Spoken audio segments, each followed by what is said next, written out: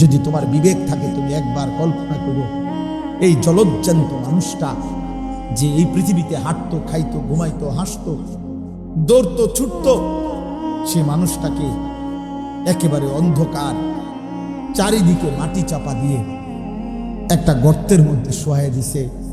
ও আর নড়ে না, ও আর কাউরে ডাকে না। তোমার যদি বিবেক থাকে আব্বা, তুমি কোনো দিন দেখো। আমি আমার জ্যাঠার জানাজার আগে, কিছুদিন আগেও আমার জ্যাঠা মারা গেছিল, আমি জানাজা পড়াইছি জ্যাঠা, আমার আপন জ্যাঠা, বড় জ্যাঠা। তো জানাজার আগে কবরটা তো খালি, তখনও কবর খুঁড়ছে, সব রেডি করছে, কিন্তু দেখ জানাজার পরে না দাফন হবে, খালি কবর। আমি প্রায় 10 মিনিট হবে আমাদের পারিবারিক আমার বাবার কবরের পাশে জ্যাঠার কবর, অনেকক্ষণ তাকায়া থাকছি, দেখছি এই কবরের দিকে তাকায়া দেখলাম আমার কাকার, আমার জ্যাঠার 3 ছেলে বিদেশ থাকে। আমার জ্যাঠার জমি গ্রামে প্রসিদ্ধ, আমার জ্যাঠার অনেক জমি, আমার জ্যাঠার হালের বলদ আছে, আমার জ্যাঠার বড় বড় গাছ আছে, আমার জ্যাঠার জায়গা জমি আছে। কিন্তু কবরের এইটুকু জায়গা সামর্থ্য থাকার পরেও বড় করবে এই সামর্থ্য নেই। এক দিনহীন মজুর, এক ফকিরের জন্য কবরের মাটি যেটুকু, এক রাজা ধীরাজের জন্য কবরের মাটি উঁচু।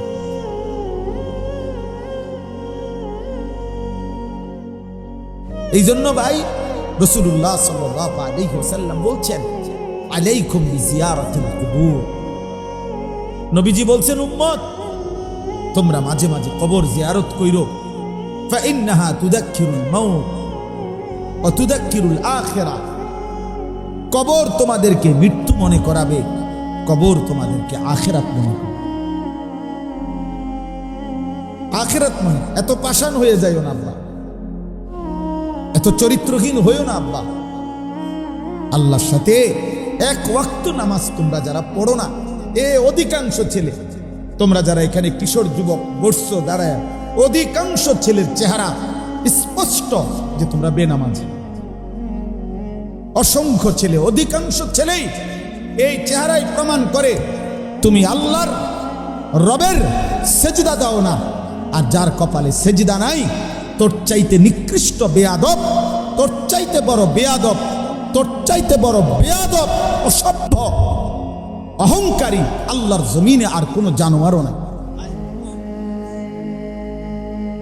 এই জন্য বেনামাজি মনে রাখিস তোরা, তোদেরকে আমি কোনো জানোয়ারের সাথে তুলনা দিতে রাজি না। আমারে যদি বলে ওরে দেখতে কেমন লাগে, আমি বলবো ওরে দেখতে কিছুই লাগে না, মানুষও লাগে না, জানোয়ারও লাগে না।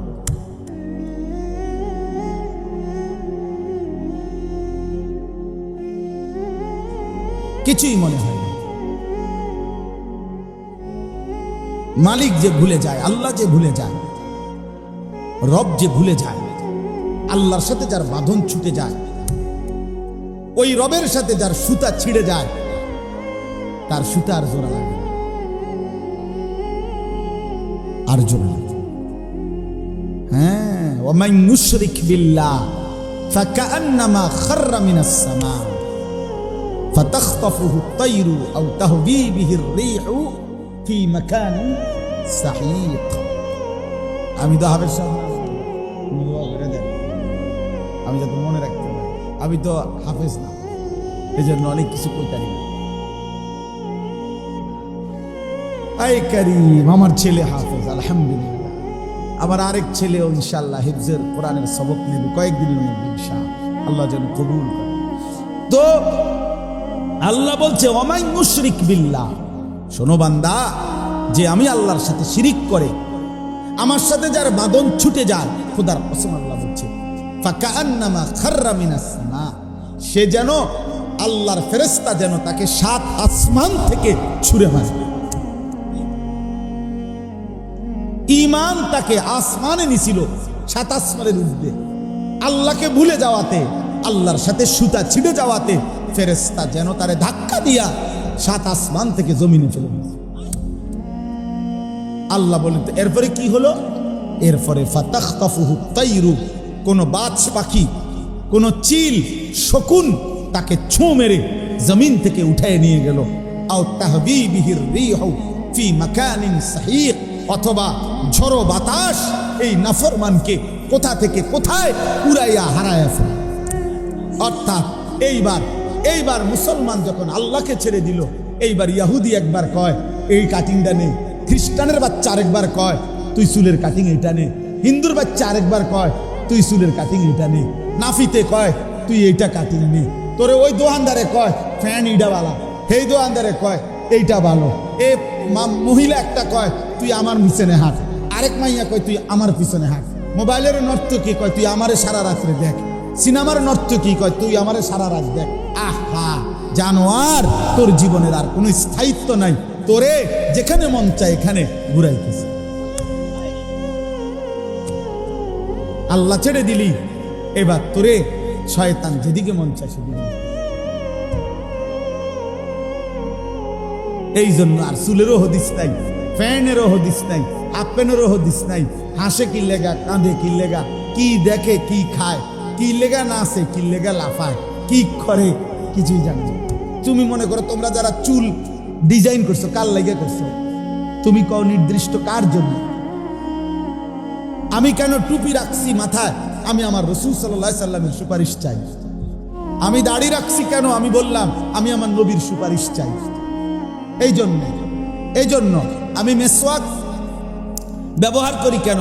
আমি আমার নবীর সুপারিশ চাই। আমি আতর ব্যবহার করি কেন? আমি আমার নবীর সুপারিশ চাই। আমি তাসবিহ পড়ি কেন? আমি আমার রবের জিকির করতে চাই। তুমি কও এই অপদার্থ, এই চুল্লা, মুশরিক বেঈমানের মতো চুল রাখছো যারা, কার সন্তুষ্টি চাচ্ছিস তোরা? বল বেটা, অপদার্থ কোথাকার বেটা, কিছুই পড়ছিস না জীবনে। তোকে তোর মা চিনায় নাই, তোর আল্লাহ আছে। এই নাফরমান, তোর বাপ তোকে বলে নাই যে তোর সৃষ্টিকর্তা আল্লাহ, তোর নবী মুহাম্মদুর রাসূলুল্লাহ সাল্লাল্লাহু আলাইহি ওয়াসাল্লাম। ফুটবল খেলোয়াড় তোর প্রিয় হবে কেন? ক্রিকেট খেলোয়াড় তোর প্রিয় হবে কেন? তুই ক্রিকেট খেলোয়াড়ের বাচ্চা তো মুসলমানের বাচ্চা, সিনেমার নর্তকীর বাচ্চা তো নেই। তুমি তো ইমানদারের বাচ্চা, তোর মা মুসলমান, তোর মা মুসলমান। এক একটা বাচ্চা মায়ের পেট থেকে প্রসব হওয়ার ক্ষেত্রে এখন 1 ঘন্টায় 1000 ঘন্টা পার হয়ে যায়। এই পরিমাণ পেরেশানি প্রসবের সময় আইসা একবার ডাক্তারে বলে, একবার নার্সে বলে, একবার আলতায় বলে উল্টা হইয়া গেছে, বাঁকা হইয়া গেছে, তেসরা হইয়া গেছে, ফানি নাই, এই নাই, সিজার করেন, জলদি করেন, তাড়াতাড়ি করেন। কি পরিমাণ পেরেশানি, কি পরিমাণ অস্থিরতা, কলিজাটা হাতে নিয়া এক একটা বাচ্চা মায়ের পেট থেকে দুনিয়ার বুকে আসে। মা তোরে কি পরিমাণ অস্থিরতা পেটে লালন করছে। সেই মা এই জন্য পেটে লালন করছে তুমি নর্তকী দেখবা, উলঙ্গ ছবি দেখবা। ছি ছি ছি ছি ছি, ঠিক তোর জীবনে আফসোস। 12 ঘন্টা যার হায়াত থেকে চলে গেল, 24 ঘন্টা মুসলমান নামের কলঙ্ক, এই মুসলমান নামের কলঙ্ক বেটা, 24 ঘন্টায় যার কপালে একটা সেজদা দিতে পারলি না, তুই মুসলমানের কলঙ্ক বেটা। ঠিক তোর জীবনের উপরে থুতু তোর কপালে, থু মারলাম তোর কপালে, থুতু মারলাম তোর কপালে, থুতু দিলাম তোর কপালে, তোর ওই কপালে থুতু।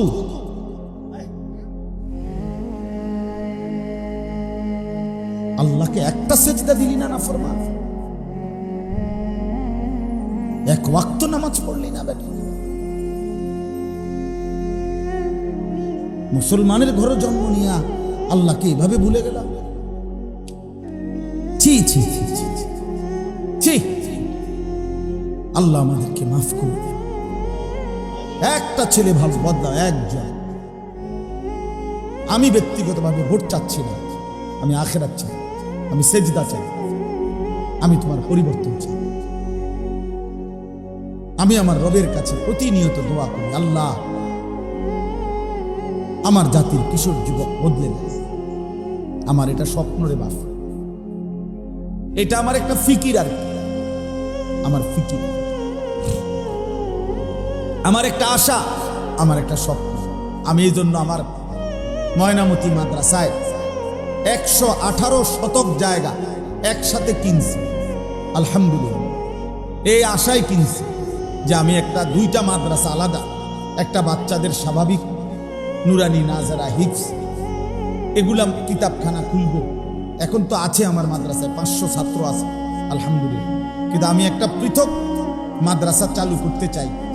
এখন আছে অল্প কুদ্দুর অল্প, কিন্তু সারা বছর যেন সারা বাংলাদেশের যেই কোনো কিশোর যুবক, স্কুল, কলেজ, ইউনিভার্সিটি পড়ুয়া এবং অন্য বয়সী যে কোনো মুসলমান বছরের যেই কোনো সময় যে যখন আসে, 2 ঘন্টা হোক 10 ঘন্টা হোক, কিছু না কিছু দিন শিখতে পারে।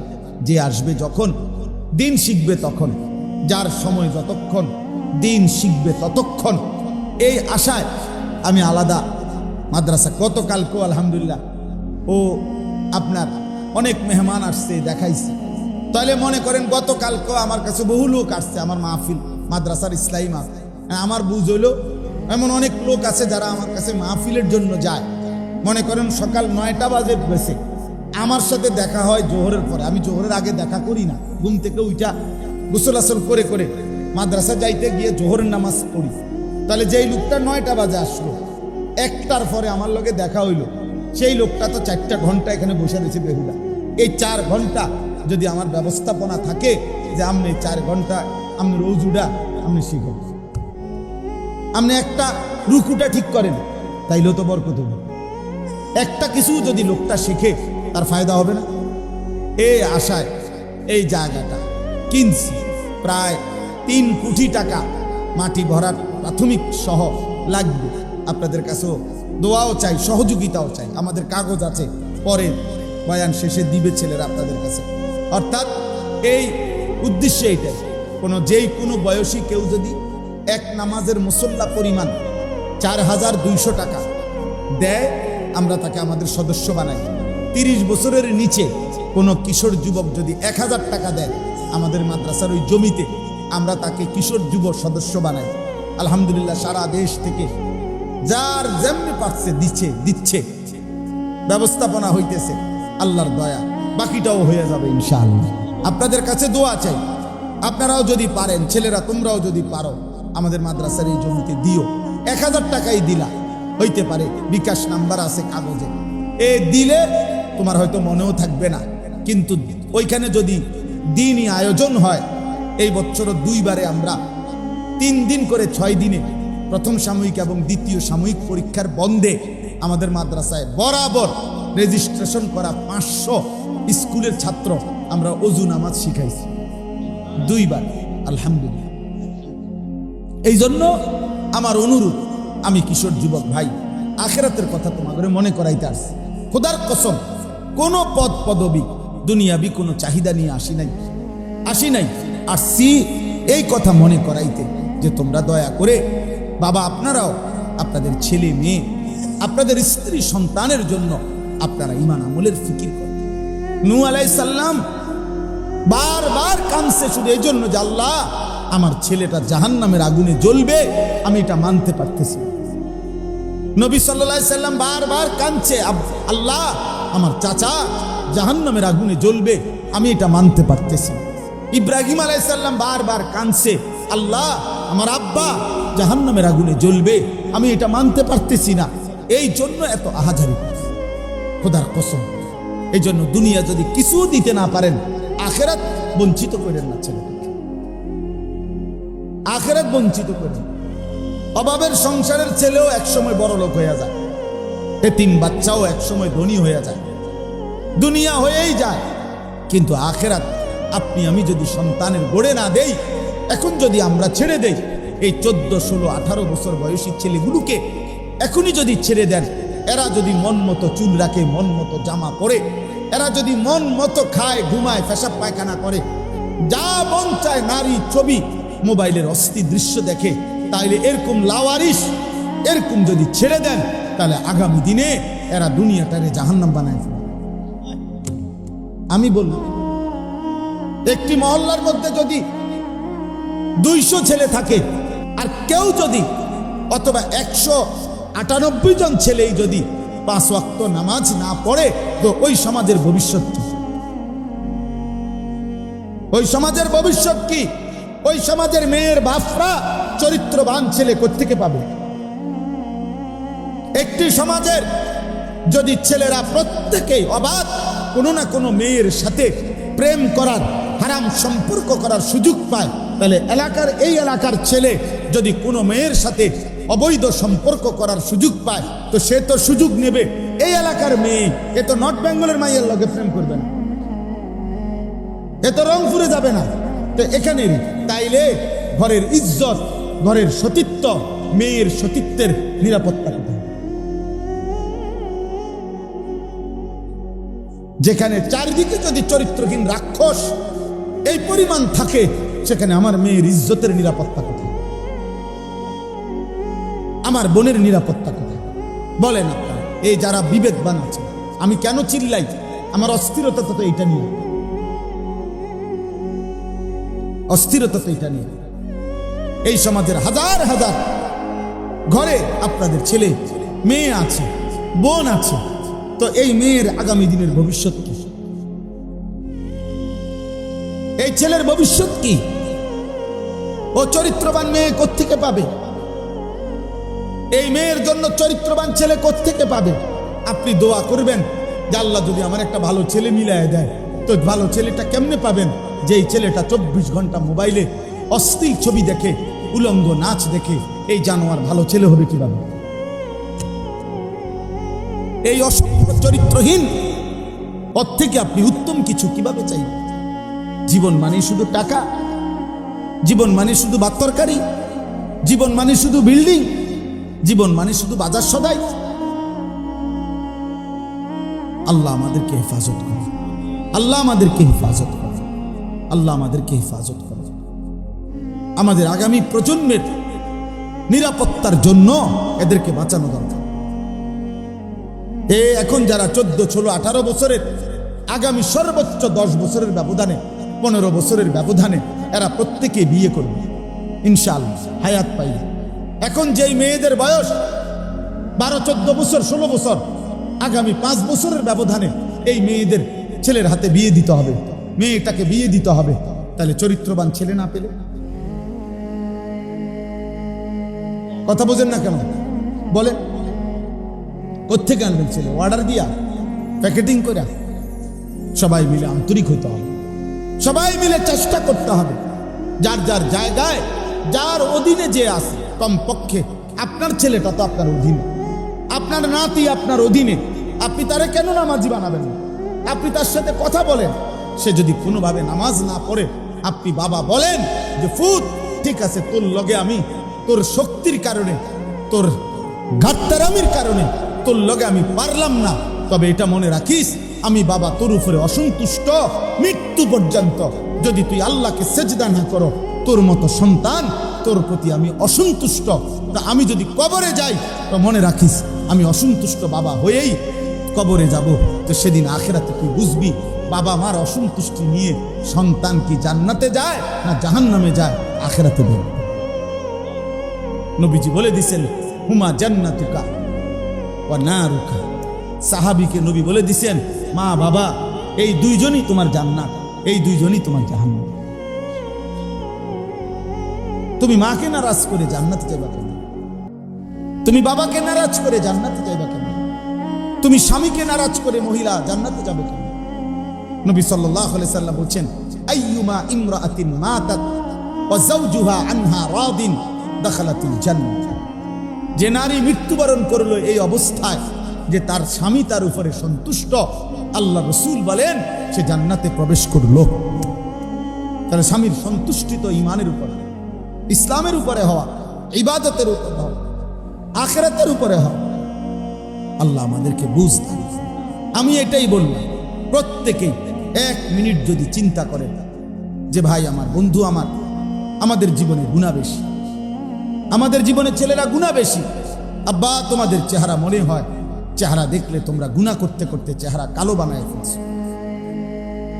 তোমরা নবী দেখতে দেখতে, অসভ্যতা করতে করতে, বেনামাজি জীবনে জীবনে তোমাদের চুল, চেহারা, লেবাস, তোমাদের চেহারার আকৃতি কালো হয়ে গেছে। তোমরা ফিরো বাবা, আল্লাহর দিকে ফিরো, আল্লাহর দিকে ফিরো, আখিরাতের দিকে ফিরো, আখিরাতের দিকে ফিরো।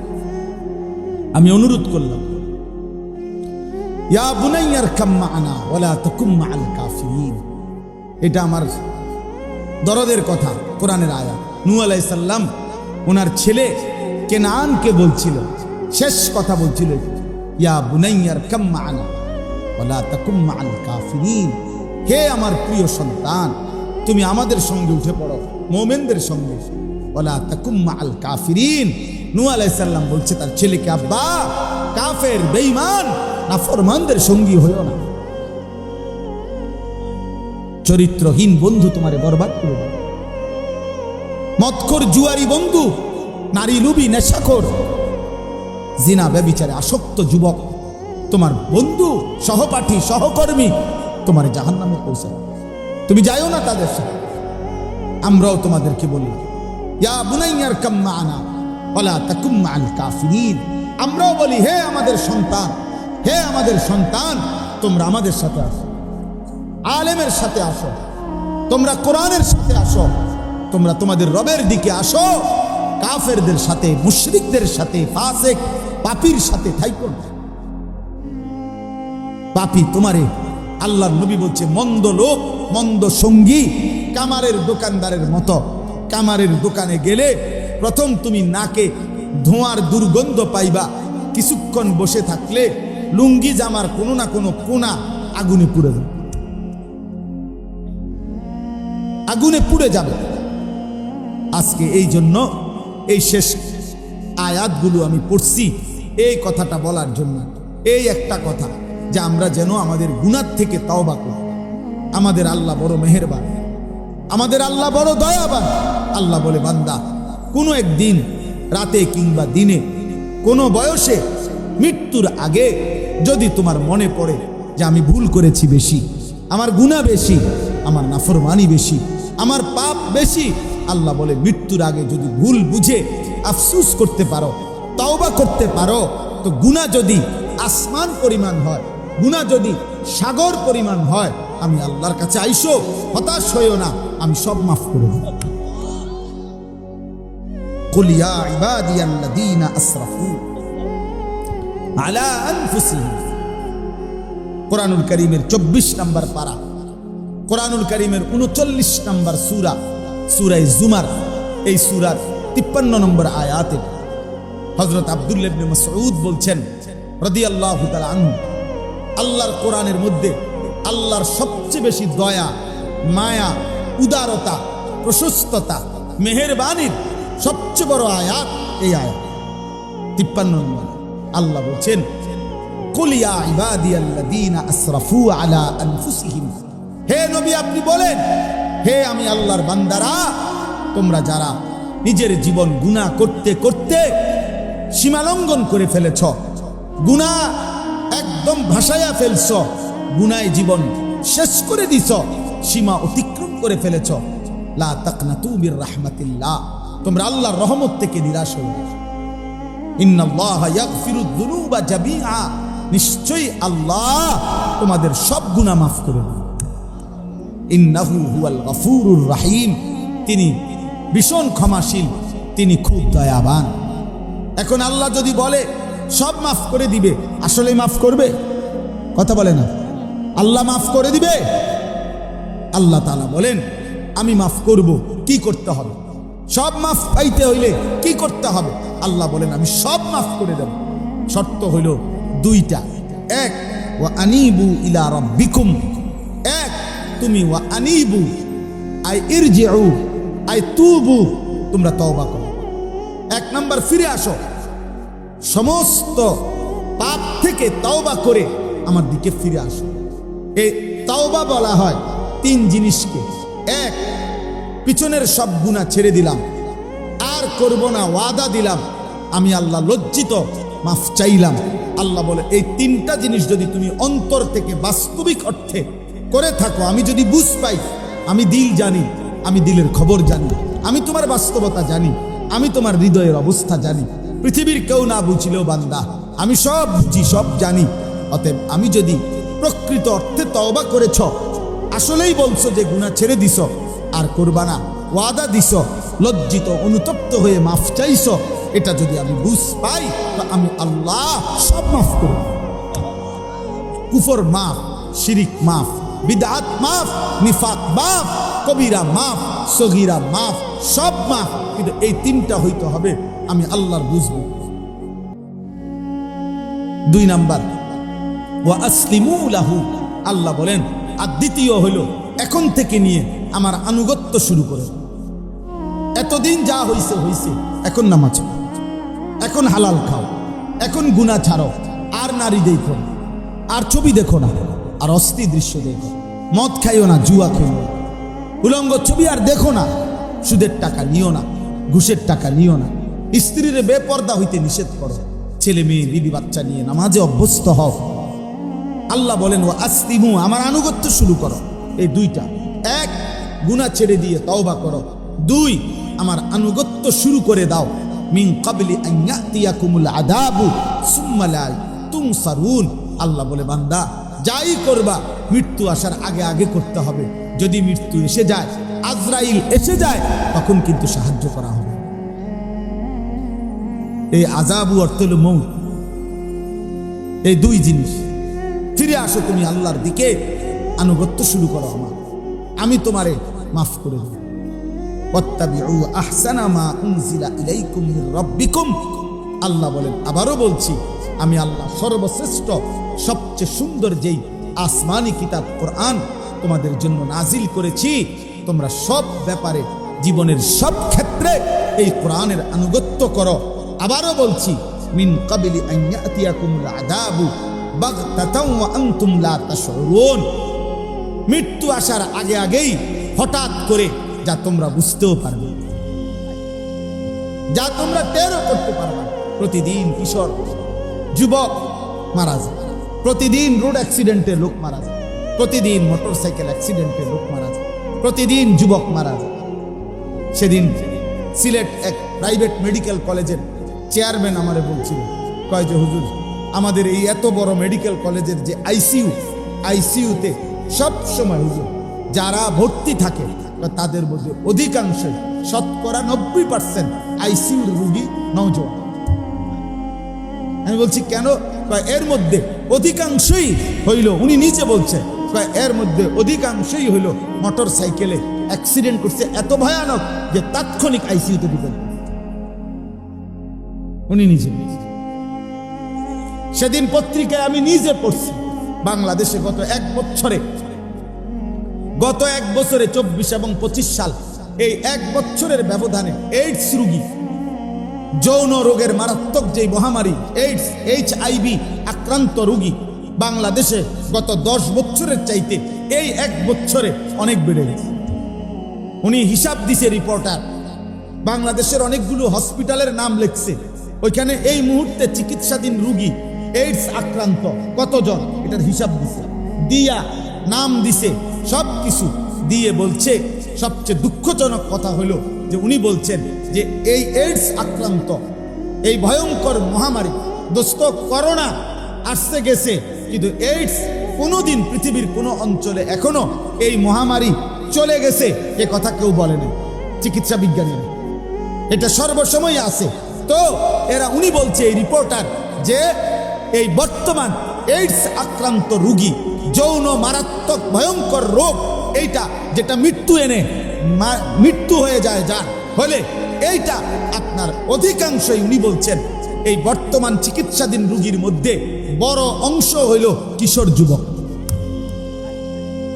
আরো ভয়ঙ্কর কথা হইল, উনি বলছেন ওই রিপোর্টার, যে এর মধ্যে বড় অংশ হইল সমকামী, অর্থাৎ ছেলে ছেলে অপকর্ম করে এই যৌন আক্রান্ত।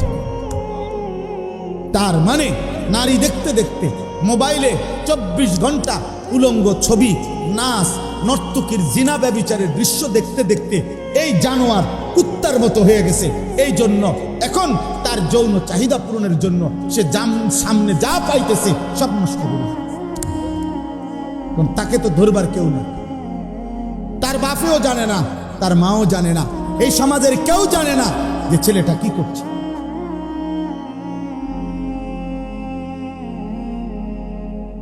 ছেলেটা কি করছে এটা নিয়ম, যে স্রোতের নিয়ম, অর্থাৎ স্রোত পানির ধারা যখন এদিক দিয়ে যাইতেছে, পানি মনে করেন পুকুরের পানি, বানের পানি, খালের পানি, তখন এখানে যদি কেউ বান দেয় এখান দিয়া, তো পানিটা যাইয়া যদি এখান দিয়ে যাইতে না পারে, নিয়ম হইল যে পানি থামে না, সে প্রয়োজনে 10 কিলো ছাড়ি দিয়া পানিটা ঘুইরা হেন্দি হইল যাইবে। ঠিক চরিত্রহীন যুবক, এই নারী আসক্ত, মোবাইল আসক্ত এই প্রজন্ম কোনো না কোনো ভাবে যৌন চাহিদা পূরণ করতেছে, যেটা তার চরিত্র শেষ, তার যৌবনও শেষ, তার আখিরাতও শেষ। এই জন্য যে কয়জন বুঝছ ওই কয়জন ছাড়ো, তুমি শেষ হয়ে যাবে।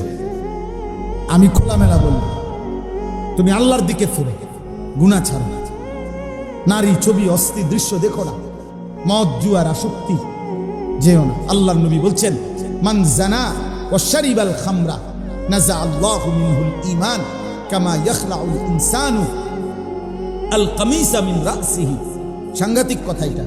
নবীজি বলছে, যে জেনা করে, নারীর সাথে ব্যভিচার করে, মদ পান করে, এই দুই পাপী নবীজি বলছেন যখন করে, আল্লাহ তার অন্তর থেকে ঈমান টেনে বের করে ফেলে, এইভাবে মানুষ গায়ের জামা খুলে ফেলে যাবে।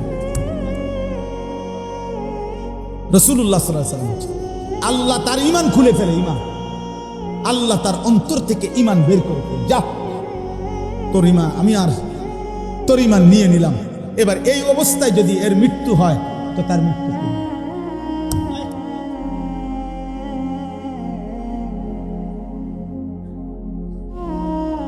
কি হবে? কোরআনুল কারীমের এই সূরা জুমারের মধ্যে আছে, এখানে আছে ভাইয়া বাবা, বিশ্বাস করো, আল্লাহ বলছে আমি প্রত্যেকটি মানুষের রূহ দুই ভাবে তার থেকে বিচ্ছিন্ন করি। রূহ এক, মৃত্যুর সময় মালাকুল মউতের মাধ্যমে তার রূহ তার দেহ থেকে চূড়ান্তভাবে আলাদা করি। আর দ্বিতীয়ত, খোদার কসম আল্লাহ কোরআনে বলছে, প্রত্যেক মানুষের ঘুমের সময় যতবার যে ঘুমায় প্রতিবারই আমি আল্লাহ তার দেহ থেকে তার রূহ আলাদা করে রাখি। আবার আমি আল্লাহ চাইলেই তার রূহ ঘুম থেকে জাগার সময় যথাস্থানে ফেরত। কি বুঝলেন? আল্লাহু ইয়াতাওয়াফাল আনফুসা হিনা মাউতিহা ওয়াল্লাতী লাম তামুত ফি মানামিহা ফায়ুমসিকুল্লাতী কাদা আলাইহাল মাউত ওয়া ইউরসিলুল উখরা ইলা আজালিন মুসাম্মা। এই যে সূরা। তাইলে বন্ধু, নারী দেখতে দেখতে, ছবি দেখতে দেখতে, উলঙ্গ দৃশ্য দেখতে দেখতে, এক ওয়াক্ত নামাজের সেজদা না দিয়ে তুমি যে ঘুমাইলা, আহা, এই ঘুম যদি আর না ভাঙে, এই রূহ যদি আল্লাহর ফেরত না দেয়, তো তোমার মৃত্যু হয়েছে কিসের? তোমার মৃত্যু হলো কি নিকৃষ্ট মৃত্যু। মানুষে জানাজা পড়লে কি হবে? মানুষে স্লোগান দিলে কি হবে? 10 গ্রাম ভাত খাবাইলে কি হয়েছে? গরু জবাই করলে কি হয়েছে? আপনি গরুর ফিটে করে ব্যস্ত যাবেন গা? হ্যাঁ, আপনি ফার্মের মুরকে কান্দে করে ব্যস্ত যাবেন গা? বেহেস্ত আপনার মামুর বাড়ি। হ্যাঁ, বেহেস্তের দাম আপনার এই 30 কেজি ফার্মের মুরকা আপনার মরার পরে যেটা খাবাইছে। আখেরাতে জান্নাতের মূল্য এই আপনি 30 কেজি গরুর গোস্ত, এই 750 টাকা করে। এটা জান্নাত, এটা জান্নাতের দাম শোধ করছেন নাকি? হ্যাঁ বলেন না বাবা, কিতা জান্নাতের দাম শোধ করছেন নাকি? 30,000 টাকা মানুষ খাবাইছেন, 70,000 টাকা দিয়ে মানুষ খাবাইয়া জান্নাতের দাম দিয়ে দিছেন নাকি? যে ফেরেশতা, জান্নাতের দাম শোধ করে দিছি, এবার আমার আব্বারে কবরের থেকে জান্নাতে দিয়ে আসো, 70,000 টাকা খাবাইছে। হ্যাঁ, এটাই তো মনে করে মিয়া, এটাই তো মনে করে। আমরা বললেই তো আমরা ওয়াহাবি, আমরা হয়ে যাই নবীর দুশমন। কেন আমরা কওমি মাদ্রাসার হুজুররা সমাজের প্রচলিত বিদআত, সমাজের প্রচলিত কুসংস্কারের বিরুদ্ধে আমরা বলি, এই জন্য আমাদেরকে গালি। তো গালি তুমি আরো দাও, আরো দাও, দরকার হইলে লোক হাওলাত লইয়া তুমি গালি দাও, কোনো অসুবিধা নেই, কোনো সমস্যা নেই।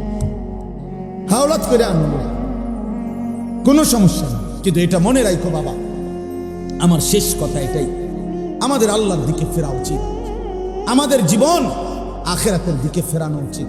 আমরা চাইলেও মরবো, না চাইলেও, আমরা বুঝলেও না বুঝলেও, আমাদের মনে থাকুক বা না থাকুক, আমাদের মৃত্যু হবে।